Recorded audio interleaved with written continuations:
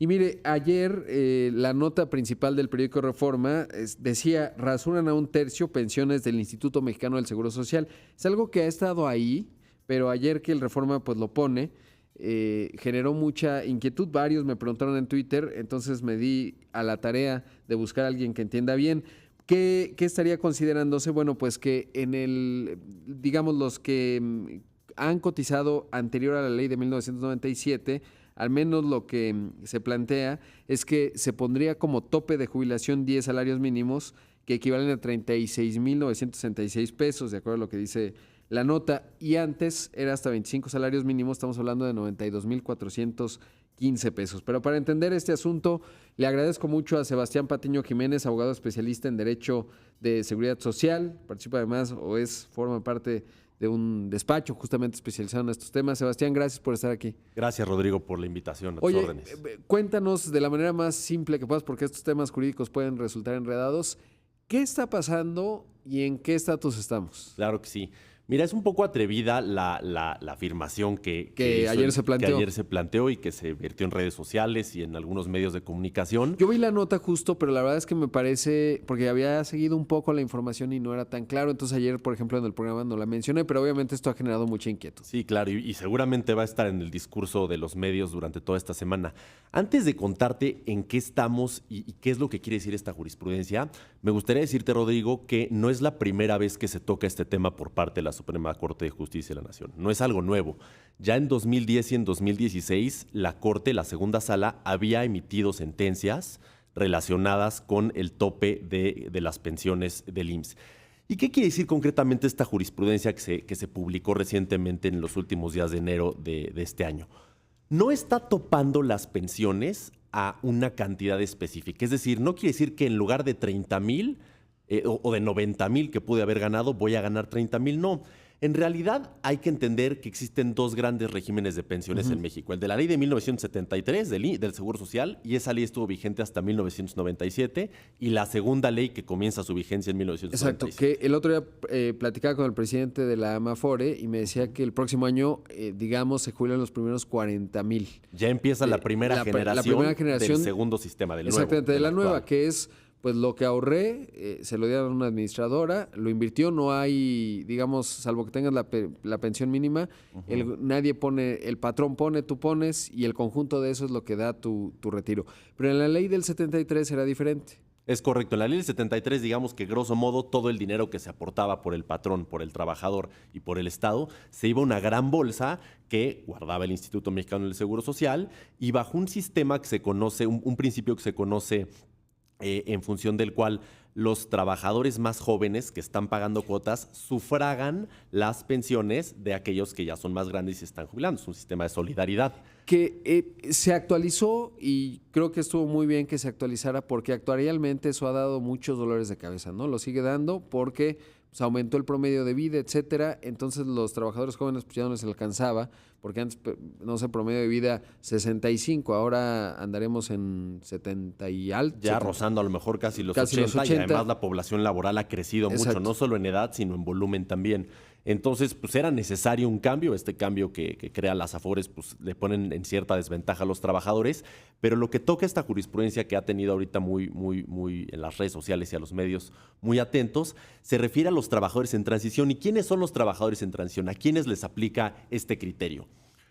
Los trabajadores en transición son aquellos que empezaron a cotizar antes de 1997, es decir, les aplica la ley anterior, sin embargo están a caballo, tienen un pie de cada una de las dos leyes, y por eso la ley del Seguro Social le da la opción de elegir.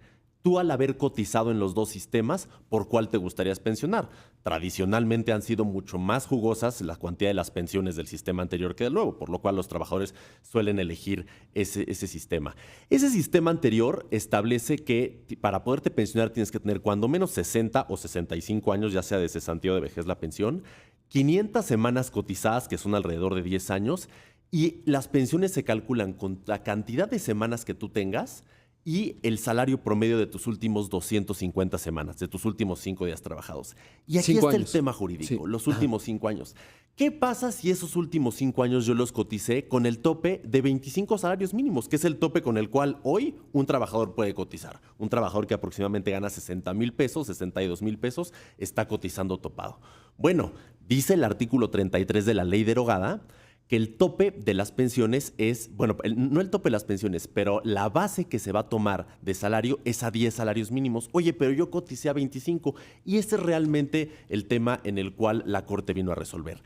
¿Qué quiere decir esta jurisprudencia que emitió? No quiere decir que el IMSS a partir de hoy va a empezar a recortar las pensiones las otorgadas. Que ya están siendo otorgadas. Alguien que ya, digamos, se jubiló, se acaba de jubilar, pues no le van a recortar su pensión. No le van a recortar la pensión a alguien que ya tiene ese derecho adquirido y que ya lleva, digamos, tiempo cobrando su pensión mes a mes. 25 salarios mínimos. Su pensión está calculada con una base de 25 salarios mínimos por esos últimos 5 años.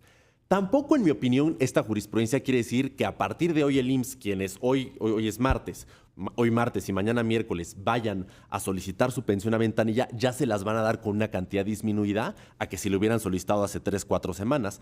No quiere decir eso. Los efectos de esta jurisprudencia que establecen como criterio jurídico la posibilidad de que el IMSS tome como base los 10 salarios mínimos solo le aplican al quejoso, a la persona que acudió a juicio. No tiene unos efectos generales.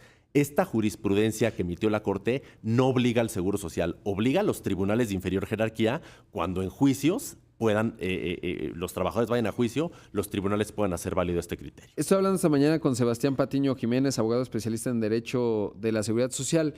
Vamos a suponer que alguien se va a retirar en los siguientes 5 años o 10 años y entonces automáticamente se estaría retirando. Vamos a pensar que le tocaba el máximo, ¿no? 25 salarios mínimos. Pero bajo esta jurisprudencia, el IMSS le dice, no, pues te toca 10 salarios mínimos. Es correcto. Va a se queja y está esta jurisprudencia que acaba de ocurrir en la Suprema Corte de Justicia, ¿es eso? Es correcto, ahí está. ¿Cuándo se vería agraviado el trabajador? Cuando recibe una resolución de pensión que haya tomado como base 10 salarios mínimos en lugar de los 25 que él potencialmente pudo haber cotizado. Que sería lo normal, ¿no? Es decir, digamos, vamos a pensar en 1 o 2 años, pues está en el interés del IMSS que a todos les diga, oye, te tocan 10 salarios mínimos. Sí, el problema es qué pasó con lo que ya pagué. Ahora, el hecho de que se diga 10 salarios mínimos por parte de los que, la segunda sala, que ya es la segunda vez que toca este criterio, y hay ciertos académicos que creen que es correcto, sí es jurídico el criterio y el derecho es interpretable. A ver, hay una opción A y hay una opción B. El problema es que la opción A es, si tú eliges el régimen de 1973, tomas todas sus reglas completas y una de esas reglas es que el pago de las pensiones toma como base 10 salarios. Sí, pero yo trabajador he cotizado los últimos 10, 15 años de mi vida con 25 salarios mínimos y ese dinero que pagué, ¿qué pasa? No creo que el instituto el día de hoy, como te comentaba, y el día de mañana a los trabajadores que vayan a pensionarse les vaya a cambiar el criterio. De hecho, cuando salieron las sentencias del 2010 y del 2016, Daniel Caram y Miquel Arriola, respectivamente directores generales del IMSS, salieron de inmediato a una conferencia de prensa, salieron con un comunicado en el cual decían que a pesar de que la Corte había determinado ese criterio y que había sustento jurídico para cambiar la forma en la que se calculan las pensiones, no lo iban a hacer y que se garantizaban a 25 salarios. Entonces, no te lo pregunto, digamos, específicamente como en el criterio jurídico específico, pero si nos atenemos a lo que ocurrió en el pasado, se va a generar mucha presión, digamos, pública, y al rato sale Zoé Robledo hoy o mañana en la conferencia mañanera y a lo mejor va a decir, no se preocupen, se mantiene igual, porque obviamente pues muchos de los que se van a retirar a 25 salarios o con el máximo posible, pues no van a estar. O digamos, además, no lo he considerado, pero de 10 a 25, pues habrá un rango interesante de personas y que digan, oye, pues no. Sí, bueno, en realidad, como lo dices, la última voz está en el director general del IMSS y en el Consejo Técnico, que es el órgano máximo de gobierno del instituto, quien deberá decidir si va a acatar esa jurisprudencia o no. Y es curioso, porque luego dicen, oye, ¿cómo? La Corte entonces dicta una sentencia y el IMSS decide si la acata o no. Los efectos de esta sentencia aplican obligatoriamente para la persona que fue al juicio. Que fue al juicio. Pero claro, si de manera generalizada el IMSS puede decir, oye, ya tengo criterio jurídico, 3 sentencias que han tocado el tema de que es viable toparlas a 10, pues sí podría hacerlo el IMSS el día de mañana y eso afectaría sensiblemente el bolsillo de algunos trabajadores. Oye, es muy básico lo que te voy a preguntar, pero eso quiere decir que 3 personas en lo particular fueron y presentaron estos procedimientos. Es decir, sí, quiere decir que... O sea, alguien sí llegó un día y le dijeron, oye, me toca 25, no, son 10, no, espérate. y entonces emprendieron todo un proceso jurídico. Ahora, si esto ocurriera como criterio, vamos a pensar que el IMSS, porque además este es un problema actuarial, es importante, es un pasivo grandote, habrá que saber los números exactos de dentro de los 20 millones que al menos cita la nota que están en la ley del 73, pues qué porcentaje le toca el incremento de los 25. incremento, ¿no? Hasta 25 salarios mínimos. Dada la composición salarial de México, no deberían ser tantos, aunque sí ruidosos, porque son clase media, pues uno pensaría clase media alta, entonces... Claro, son los que más cotizan. Son los que más cotizan, y eso generaría mucho ruido mediático. Pero es un tema también en donde pues, es una enorme cantidad de dinero, es decir, es un pasivo que, pues desde un punto de vista de recursos limitados de las finanzas públicas, digamos, para el trabajador que está en la ley del 97, para muchos jóvenes, pues podría resultar injusto, porque él sí, yo no, etcétera. Pero ahora, te quiero preguntar de manera concreta. Si aplicara de manera general, ¿podría haber, digamos, amparos masivos o procedimientos jurídicos masivos para que otra vez se vuelva a litigar, o ya está la jurisprudencia y ya no ocurre? La jurisprudencia hoy ya está en vigor, digamos, todos los viernes se publica jurisprudencia y es fuente del derecho, y esta jurisprudencia es de observancia obligatoria para los tribunales de inferior jerarquía. ¿Qué quiere decir esto? Exacto. Que si el día de mañana a mí me da el IMSS una pensión tomando como base los 10 salarios mínimos y yo me voy a quejar, primero voy al recurso que tenga administrativo, después me voy al juicio laboral, después me voy al amparo, cuando el tribunal de amparo, que es un tribunal colegiado de circuito, revise mi caso, va a decir, oye, yo ya tengo precedentes que ha dado un órgano superior a mí, que de hecho es el máximo intérprete de la Constitución y es la Corte, en este sentido. Entonces, si la Corte ya resolvió así estos casos, yo tengo que tomar su criterio, lo cual sería bastante grave, porque dice, oye, ¿se viene una ola de amparos? Sí, pero con un precedente de la Corte que ya dice en qué sentido es jurídicamente viable tomar una decisión. Sebastián, preguntarte muy brevemente, ¿cuáles fueron los elementos de la Corte para llegar a la conclusión de que sí se limitara a 10 salarios? Mira, esencialmente, y es un argumento que jurídicamente tiene pies y cabeza, hay que decirlo porque el derecho es opinable, la Corte señala que si tú optas tú tienes la posibilidad de optar, ¿no? Como lo dice la ley del Seguro Social, por el régimen del 73 o el régimen del 97. El trabajador, en esa libertad, si elige el régimen del 73, tiene que hacer uso de todas las reglas que contenía la ley del 73, es decir, que no puede decir, quiero ley 73 porque me va a dar una pensión más jugosa, pero que me apliquen algunas reglas del 97 como las de los 25 salarios. Entonces la Corte dijo, no es viable que te apliquen disposiciones de otra ley cuando estás eligiendo un sistema de una ley anterior. ¿Eso quiere decir que se modificó de 25 a 10 en algún momento o estaba contemplado 10 como pensión máxima garantizada? No garantizada, pero pensión máxima. En la ley del 73. La base de los 10 salarios estaba contemplada en el artículo 33 de la ley del 73. Y cuando se modifica la ley en 1995 y entra en vigor en el 97, sube a 25. Ya sube a 25 pero por lo que la hace ley del 97. A la cotización de estos seguros. Esa la ley del 97. Entonces el argumento de la Corte, si tú tomas un sistema, cómprate las reglas completas de ese sistema y no pidas la de otro. El problema es que yo como trabajador pagué con 25. Con 20.